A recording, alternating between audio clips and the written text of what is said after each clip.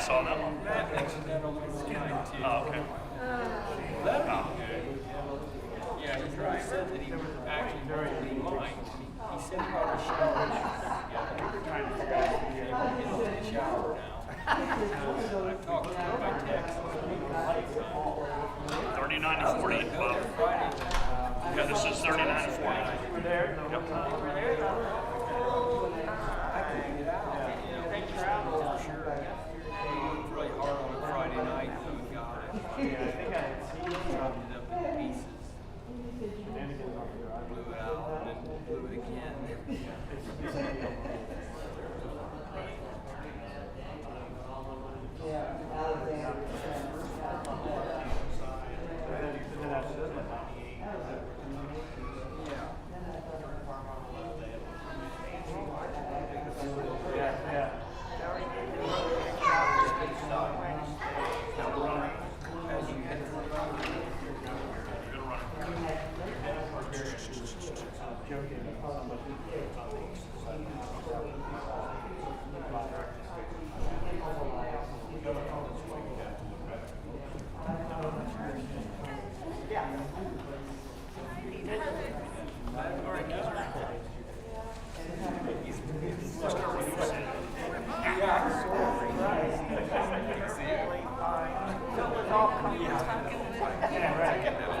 All right, we're going to get going today. Genesis chapter 39.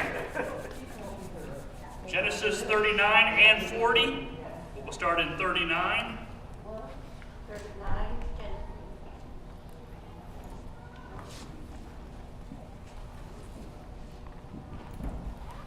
Many of us probably love donuts. Even though there's sometimes we should walk away from them and not use them on the treadmill as well, like some, me.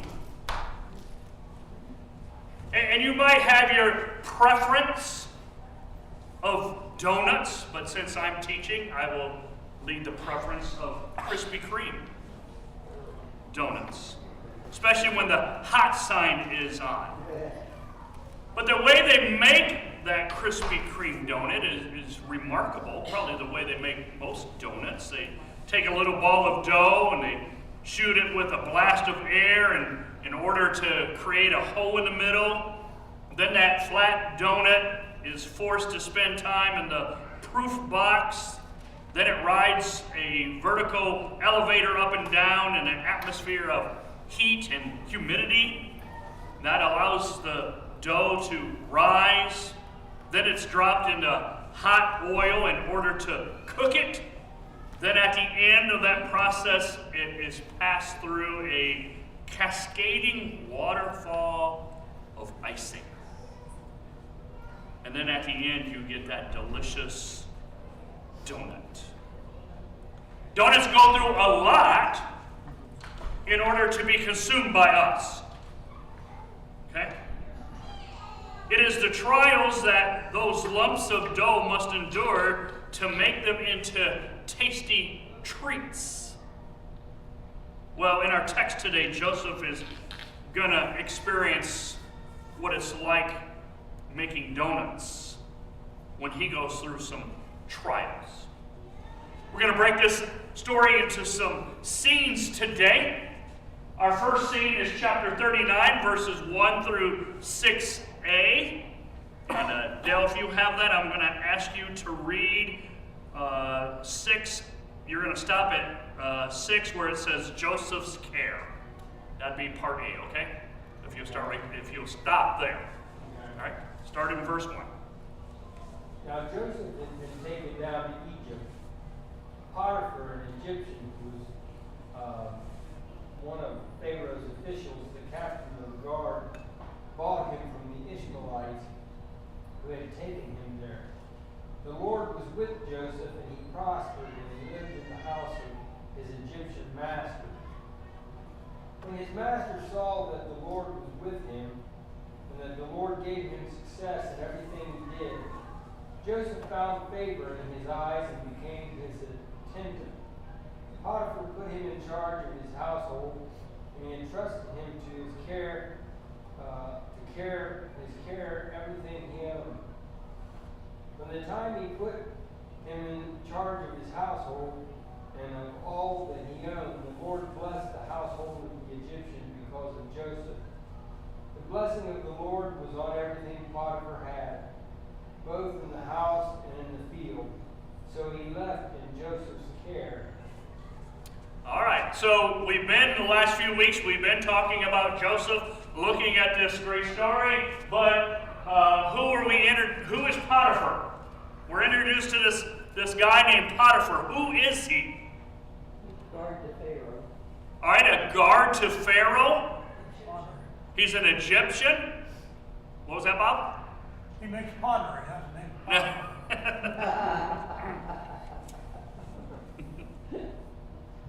He is the captain of the bodyguard, which also means he was chief executioner, and he was also chief of police.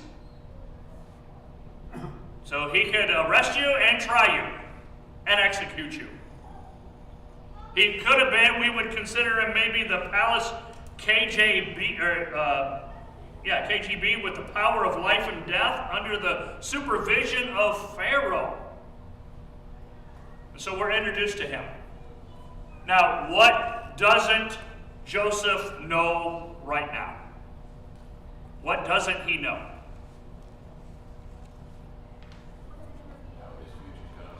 Yeah, he has no idea what the future will be, why God has brought him to this place, why he is at Potiphar's house.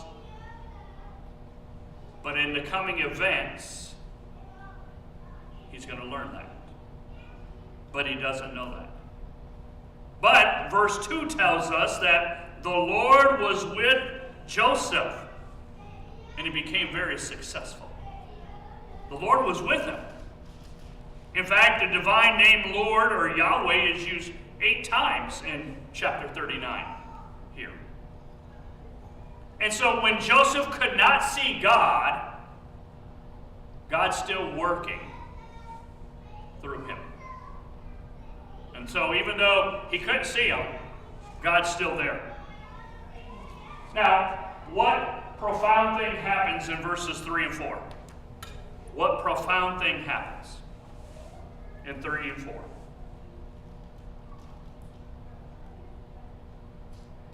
Joseph got a promotion.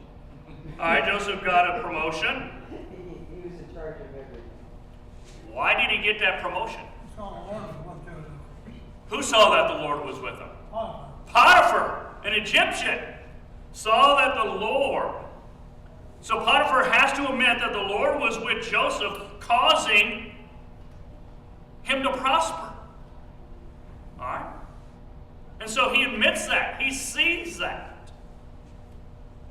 And so Potiphar is getting more and more stuff. Now, because Joseph was being blessed by God, what happens in verses 4 through 6?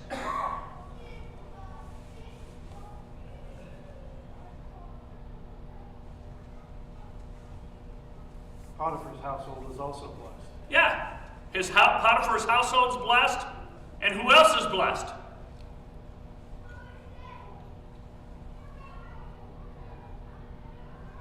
Joseph didn't do that. Yeah. He becomes Potiphar's overseer or executive director. All right? And he's doing pretty good. And describe the steps to Joseph's success. How would you describe the steps to Joseph's success when he comes to Potiphar's house? All right, the Lord was with him. He became trusted. And I think Joseph early on had to decide, all right, I'm here now, I'm going to have to make the best of this situation. Yeah. And so he opted to work hard and obviously had some focus on God as part of his work effort. Yeah. And that's what Potiphar saw. Yeah. He's seeing that working hard, he's trusted, he knows that God's with him, he's being blessed there. Now, Dale, if you read entire verse 6 for us. So he left in Joseph's care everything he had, with Joseph in charge. He did not concern himself with anything except the food he ate. Now Joseph was well built and handsome. All right, what do we learn here? In verse 6, what do we learn? He gives free reign. All right, Joseph has some free reign in Potiphar's house. He's a good-looking dude. All right, we're given a physical description. We don't find that a lot in the Bible. So that should stand out to us. So Joseph might have been a combination of, or who? In our day and time. Joseph would have been a combination of who? Bob. Bob? Okay. All right. That's what I know. Could be. He's a Brad Pitt. Brad Pitt, a little Bob Eber, a little Arnold Schwarzenegger. You know, people like that.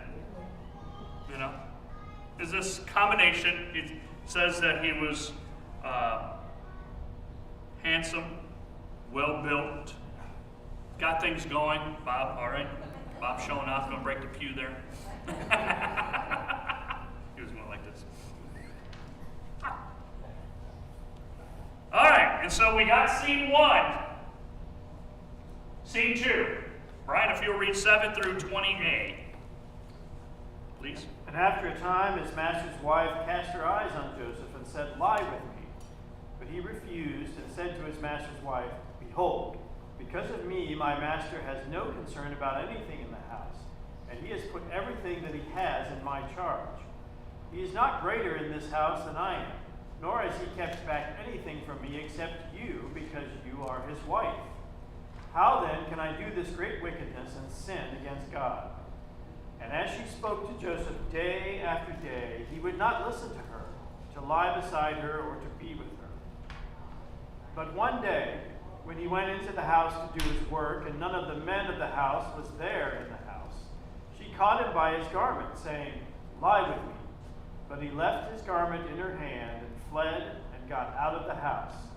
And as soon as she saw that he had left his garment in her hand and had fled out of the house, she called to the men of the household and said to them, "See, he has brought among us a Hebrew to laugh at us. He came in to me to lie with me, and I cried out with a loud voice. And as soon as he heard that I lifted up my voice and cried out, he left his garment beside me and fled and got out of the house." Then she laid up his garment by her until his master came home. And she told him the same story, saying, "The Hebrew servant, whom you have brought among us, came in to me to laugh at me. But as soon as I lifted up my voice and cried, he left his garment beside me and fled out of the house." As soon as his master heard the words that his wife spoke to him, "This is the way your servant treated me," his anger was kindled. And Joseph's master took him and put him into the prison. All right, right there. Yep, pause. All right, so in verse 7, what does "after a while" lead us to think? All right, she's persistent.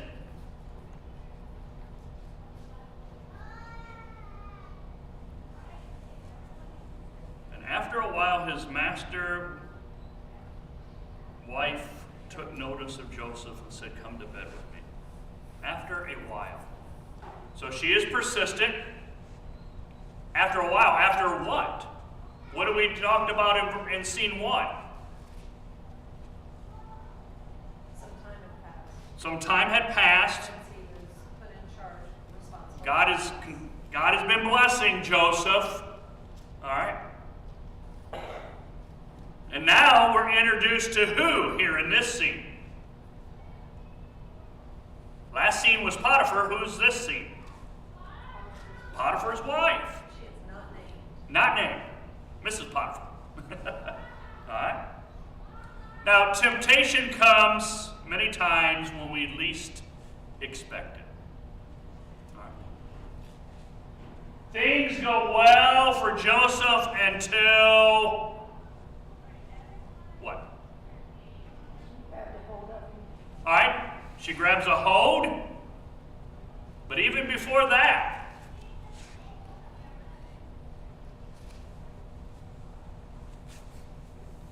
why does she grab hold of him? Wants him. All right. What has she noticed? He's well known to him. Yeah, now it's time, Bob, right? He looks like Bob Eber. There you go. All right. Yeah. Now, why do you think the temptation comes to Joseph when Joseph seems to be on the mountaintop? When things seem to be going well. Now, all of a sudden, the temptation comes to him. Yeah. Temptation comes when we least expect it. All right. Go ahead. I don't know if I'm ready to say this, but I don't think he was the one tempted. I think she was. Okay. Because he was powerful, he was smart, Mhm. because of all the things that he had done. He was good looking, and so she was attracted to all of those attributes that we look for in a man. Mhm. And because he was the head of the household, she thought that she could do whatever. Yeah. I don't know, but I don't think he was tempted. Yeah. Because She's he the one said tempting. no. Yeah. Yep. His response is what we all wish we would respond when temptation comes along, right? I mean, it's, I can't do this against my master. I cannot do this against God. Yeah. Right. Yep. That's right. Yep. And Satan, I think, here is definitely tempting him in order to destroy his testimony, we would say. His word. Now, I think that's an important thing, though, what you just said. Satan, Satan wants this interruption because Joseph he's in succession of God's plan, of Christ. And this is warfare here. This is Satan trying to destroy Joseph and destroy, Yeah. God's plan. yeah, to drive a wedge here in this story. Yeah. You know. And, and because Joseph doesn't make any choice, he's not saying he says no one has more authority than I do, but he's not going to sin against God. He gives God the authority, Yeah. Which is, what Satan is trying to undermine. Yeah. Yep. Good. I think she hit a really good point too. God knows the whole story. So does Satan know the whole story. Yeah. So if he can stop Joseph at this point in time, then the Israelites won't come to Egypt and they won't Yeah. do what was intended. So yeah, he Yeah. sees an opportunity. Oh, yeah. Yep. Very good. Now, notice Moses records for us that she took a look at Joseph. The Hebrew text there says she lifted her eyes towards him. It's an expression of her deliberate and careful scrutiny of him. All right? She's just not like, oh, he's good looking. She's like, whoa! And in every glance, she's kind of looking again there. My translation says she began to look at him lustfully. Lustfully? Uh-huh. Yeah. Again, that scrutiny of. And in verse 7, what's her pickup line? Come sleep with me, she demanded. Yeah. Yeah. Come to bed with me, come sleep with me. Come, let's do this. But she demanded, so she put her authority up there too. She conquered as conquerors. Yeah. She might in her mind thought, oh, you know what? Potiphar used to look like this one a long time ago. But not so much anymore. But Joseph's caught her eye. All right? And it all started with a what? A look. A what? A look. A look. It all started with a look. That's right. Now, what is Joseph's comeback line? In verse 8 and 9. What's his comeback line? Yeah, how can I do this wicked thing? He uses three statements there. The abuse of trust.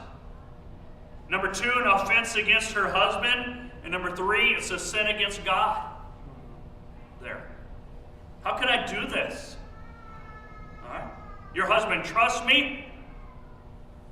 You're married to him. And it's a sin against God. What is Joseph concerned about? What's he concerned about?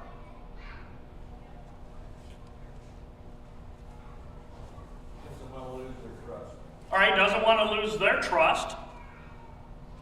Bob? He wants to do the right thing, All right, he wants to do the right thing. because God always does the right thing, but he was being godly. Mm-hmm. So we would say he's probably concerned about his integrity of doing the right thing at this moment. He's also concerned, I see here, about his fellowship with God, making sure that he's still connected to God there in his fellowship. Go ahead, Carol, and then Bob. I think, too, the way that he responded to her was not out of line. He kept her seniority, the power, whatever she is, the lady of the house, but he respected that enough, and he gave those 3 reasons. We have to understand, too, that they're Egyptians, they're idolaters. They don't know. And so Joseph is being a good light. Yeah. Yeah. Good point there. Bob? In one of the letters in the New Testament, I can't say which one, but, and it's in the old King James language, we are admonished to be of good report. In other words, don't do bad things that people will see, because then people will talk about the bad things you've done. So he doesn't want to be a bad report. Yeah. Yeah. He wants to do the right thing. Okay. Now. I think it's interesting, we see here, you look at Jacob's family and the way he raised his sons, and we don't know that much about Rachel before her death, what she might have instilled in him, but where he got this strength of character, because it wasn't really part of his family background. Yeah. And I think it speaks to that each individual, no matter what your situation, no matter what your background, no matter what your circumstances, you always have that choice. Yeah. That's right. Anybody else? Now, was this a one-time deal? No. Verse 10 tells us how long did it last?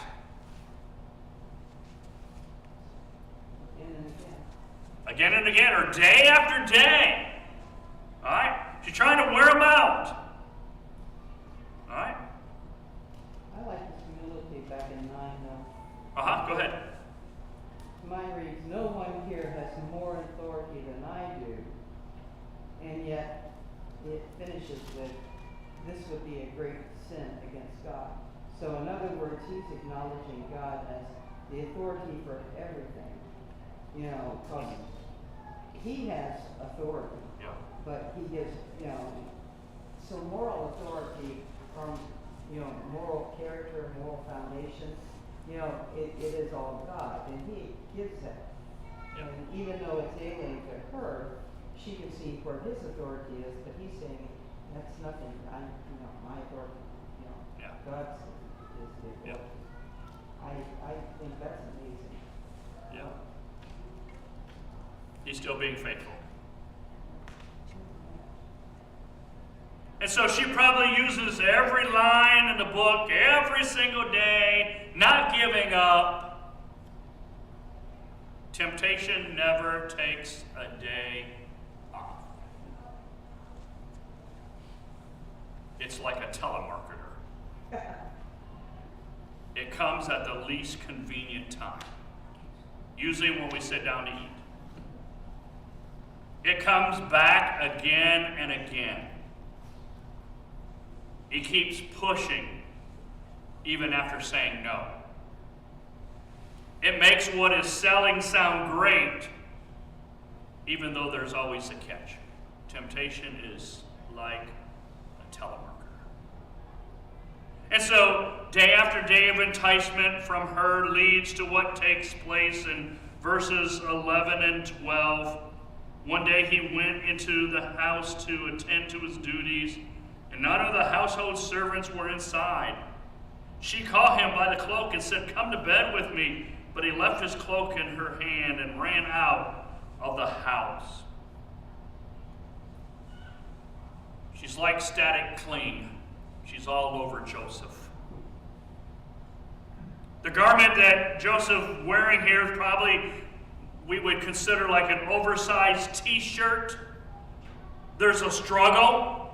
Joseph frees himself, and when it comes to in contact with sin, we need to be like Joseph and run from it. Well, when he doesn't give in, what does she do in 13 through 15? What does she do? She holds on to his cloak. Yeah. She's left holding the laundry there. Okay? And she can't admit to wanting him, so what does she do? She lies about him. All right, she lies. She wants revenge. I can't have you, nobody else will. All right, if I can't have you, nobody else is going to. He's rejected her. All right, she Nobody. feels rejected. Nobody likes being rejected. Okay. What else does she do? Cries rape. All right, cries rape. She plays the race card, doesn't she? Did you see that in the story? This Hebrew that you brought in to our house. She throws down the race card here. And so what does Potiphar do to Joseph when he finds out? Puts him in prison. And so the prison at that time was probably in the basement of Potiphar's house.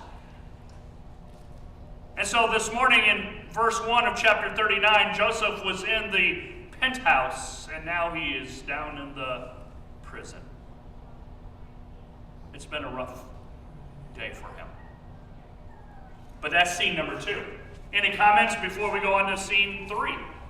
Yeah, go ahead, Carol. We've always looked at Joseph and the things that he could have done. We are not told that he told somebody else. I mean, day after day, if something happened to you at work and this was a continual thing, what do you do? I know that in this situation, she found an opportunity where there was nobody else in the house. Well, I wonder how that happened. Exactly. And so you've got, he said, she said. And you would think that with all the things that he has done, that they would have said, that's completely out of character, that's whatever, but it's still God. Yep. God's still in control. Yeah. Yep. You look at a couple people in difficult positions. Joseph, it says he avoided her, he ran, whatever, but he was a slave. He couldn't run very far. Usually we have an opportunity to get away from the situation. He really couldn't. Yeah. And then Potiphar, he's put in a difficult position. Do I believe my wife? Have to get rid of Joseph? Or do I keep Joseph and get rid of my wife? He'd been hated by his brothers, put in a pit, sold as a common slave, and ends up here at Potiphar's house and then with Potiphar's wife. I mean, it's not been a good story for him. Go ahead, Mike. Well, what Joseph never does is feel sorry for himself. Because in all this, we always look at that, and even in depictions, we put Joseph all sad and, maybe depressed in his cell, or sad and depressed when he's in the well and everything, but you don't see that because he's been faithful to God in every one of those situations and knows that he can't determine what's going to happen. He leaves it in God's hands. It's easy to leave it in God's hands when he's successful, Yeah. and he keeps being successful, Yeah. right? It's easy that. But Joseph, the amazing thing, I think you keep yourself always back here. He's leaving it in God's hand even when things are not appearing to be good. He's still fine with it. It's easy to trust on the mountaintop, but what about in the valley? And that's what we see Joseph trusting the whole time. Good point. Don't forget his dreams, you know. Mm-hmm. He dreamt, he knew that God, and he believed that.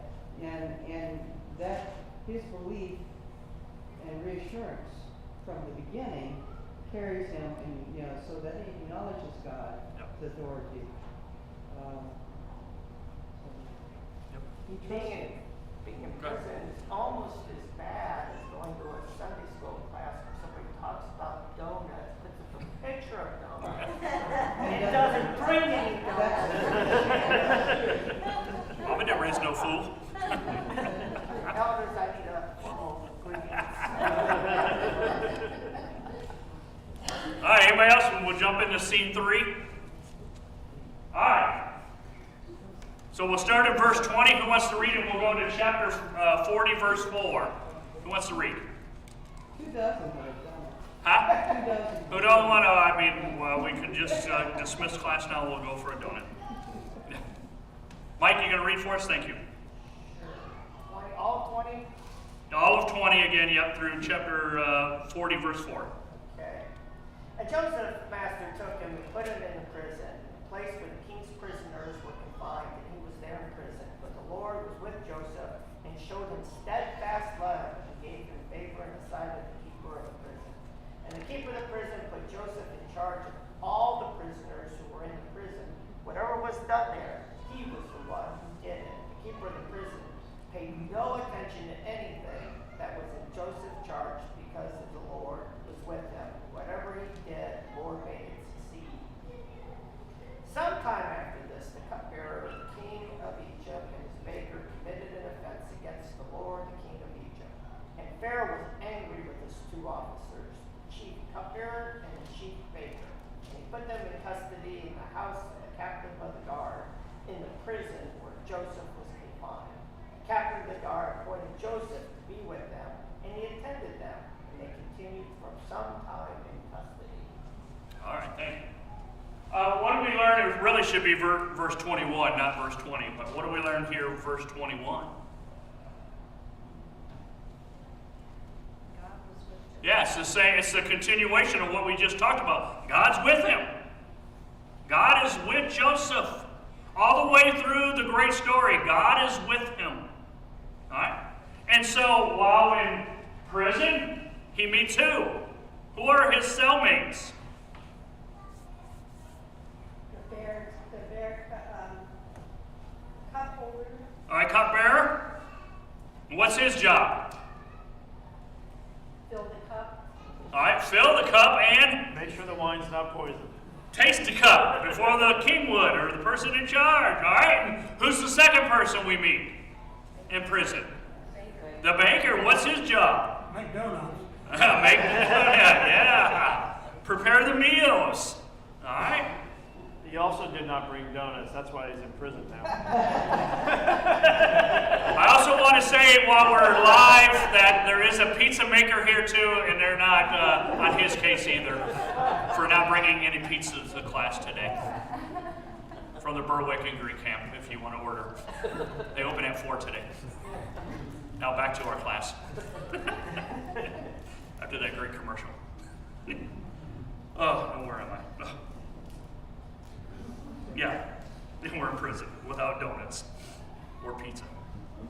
Now, so these guys end up there. They're sitting with Joseph in prison. Brian, if you read 5 through 7 for us, chapter 40. And one night they both dreamed, the cupbearer and the baker of the king of Egypt, who were confined in the prison, each his own dream, and each dream with its own interpretation. When Joseph came to them in the morning, he saw that they were troubled, So he asked Pharaoh's officers, who were with him in custody in his master's house, "Why are your faces downcast today?" They said to him, "We have had dreams, and there is no one to interpret them." And Joseph said to them, "Do not interpretations belong to God? Please tell them to me." So if anyone had reason to be dejected, it was Joseph, but he helps these guys. He doesn't sit there and brew about it, doesn't sit there to complain. Joseph lived by that great old adage, take lemons and turn them into lemonade. Okay? Now, according to verse 8, why are these two men dejected? Why are they dejected? They didn't understand their dreams and nobody there could interpret. Yeah, didn't understand, no one to interpret them, no one could tell them. So what does Joseph say to them? God will give me the interpretation. Yeah, tell me, gotta tell me the interpretation.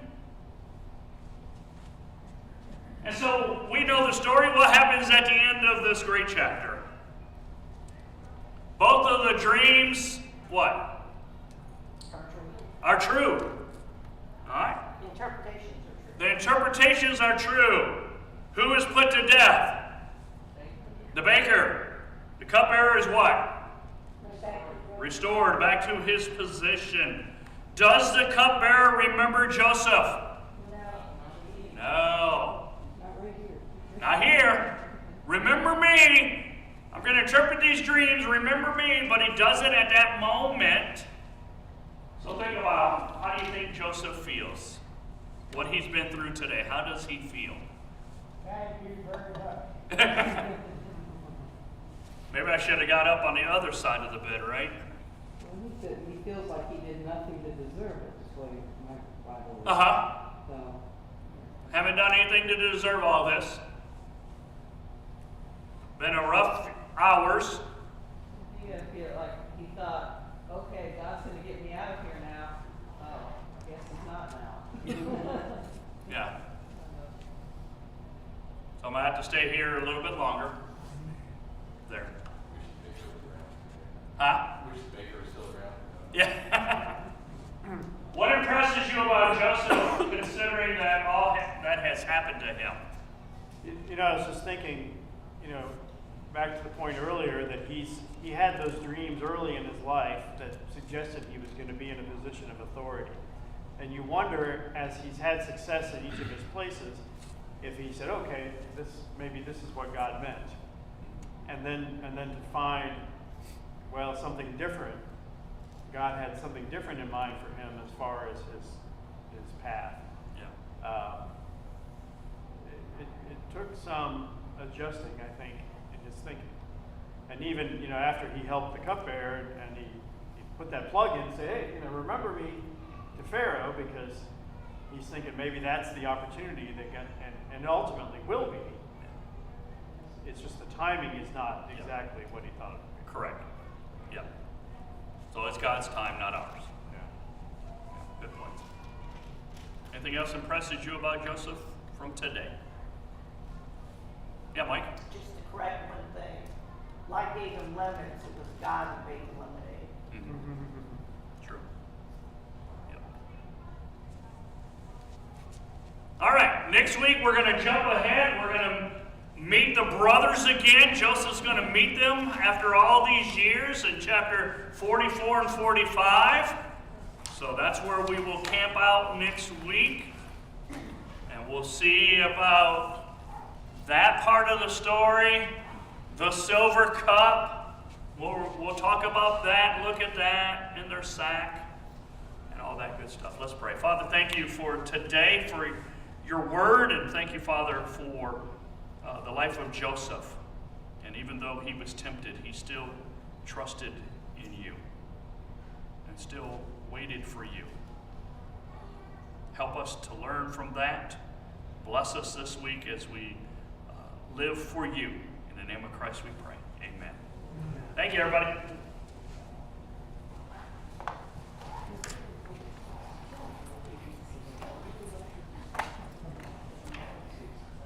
Good job, Bob. Note to self, can't talk about food in this house. No. They just, that's what they Yeah. made potato. How you were ill. So Yeah. good, but it took Different our house? hours to make it. My mommy used to make donuts.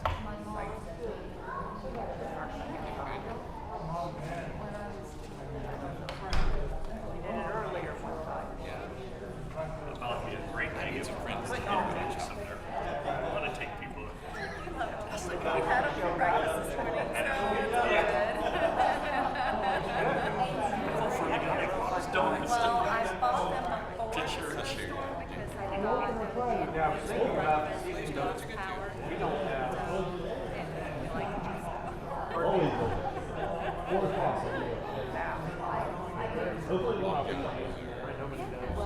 Our man.